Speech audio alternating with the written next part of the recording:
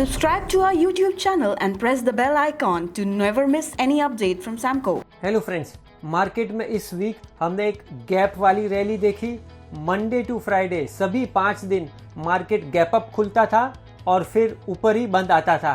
तो ये जो गैप वाली रैली हमने अभी तक कभी नहीं देखी थी पूरे लॉकडाउन के दौरान। तो ये जो पिछले 6 महीने में जो रैली देखी, ये वीक एक मायने में एक रिकॉर्ड है। और एक और रिकॉर्ड इस वीक ने हमने देखा है कि जो स्टॉक पार्टिसिपेट करते थे निफ्टी 50 में, वो इस बार काफ़ी कम थे। 25 स्टॉक ही थे जो इस निफ्टी को पूरे हफ्ते ऊपर ले गए, और बाकी के जो 25 स्टॉक थे उसमें से कई हैवी वेट हैं, जैसे Bharti tele, Reliance, ITC, doctor Reddy. इन प्रकार के शेयर्स ने निफ्टी में ये जो रैली हमने इस वीक देखी उसमें पार्टिसिपेट नहीं किया है। और भी स्मॉल और मिड कैप शेयर्स ने भी पार्टिसिपेट नहीं किया। तो एक मायने में पूरी जो रैली है वो एक मैच्योर होती दिख रही है, एजिंग रैली है, या फिर हम जिसे कहते हैं कि अब रैली काफ़ी आ चुकी है, ज़्यादातर शेयर्स पार्टिसिपेट नहीं कर रहे हैं। तो एक मार्केट को ऐसा इस तरीके से लग रहा है कि मार्केट में वैल्यूएशंस ज़्यादा है, इसलिए लोग कमिट नहीं कर रहे हैं। तो इस लिहाज से ये रैली ऐतिहासिक है। ऑप्टिमिज्म भी काफ़ी ज़्यादा है, क्योंकि हमने गैप जिस हिसाब से देखे मार्केट में, और पार्टिसिपेशन भी वैसे कम है। तो इस रैली से हमें ये देखना है कि आपको सावधानी रखनी है ट्रेडिंग के लिहाज से। और ट्रेडिंग के लिहाज से मैं आपको एक सूत्र बता दूं कि इस प्रकार की जो गैप अप रैली जब हम देखते हैं तो जो प्रीवियस डे का लो है वो स्टॉप रख के ट्रेडिंग के लिहाज से आपको लॉन्ग पोजीशंस लेनी चाहिए या आपको स्टॉप्स ट्रेल करने चाहिए। इन्वेस्टिंग के लिहाज से ऑब्वियसली मार्केट में करेक्शन आने दीजिए, तभी आप इन्वेस्ट कीजिए। इस प्रकार में जब वन वे रैली आती है, 1000 पॉइंट के आसपास रैली आ गई, तब आपको नहीं लेना चाहिए। और मैंने पहले आपको बताया था कि प्राइवेट सेक्टर बैंक्स में अभी भी वैल्यू थी जब मैंने आपको बताया था तब।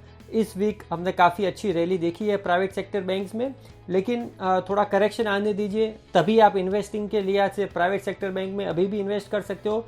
ओवरऑल इन जनरल मार्केट में अच्छा खासा करेक्शन आने दीजिए, तभी आप इन्वेस्ट कीजिए, पेशेंस रखिए। और ट्रेडिंग के लिहाज से मोमेंटम प्ले कीजिए। आप भले तेज़ी की पोजीशन रखिए, लेकिन प्रीवियस डे का स्टॉप आप रख के अपनी पोजीशंस को आपको स्टॉप रखना चाहिए या फिर ट्रेल रखना चाहिए।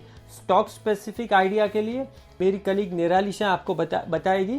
ओवर टू निराली, थैंक यू। हेलो दोस्तों, आज का हमारा लॉन्ग आइडिया L&T लिमिटेड है। L&T काफ़ी महीनों से 800 to 1000 के रेंज में ऑसिलेट कर रहा है। इस स्टॉक ने 2016 के बाद पहली बार मार्च में 700 लेवल्स को रीटेस्ट किया। मार्केट्स में मोमेंटम बढ़ने के बाद भी L&T में वीकनेस बरकरार रही। उसके Q1 के नतीजे भी कमज़ोर थे, पर हमें लगता है कि अब ये स्टॉक में थोड़ा बाउंस आ सकता है 1020 के लेवल्स तक मीडियम टर्म में।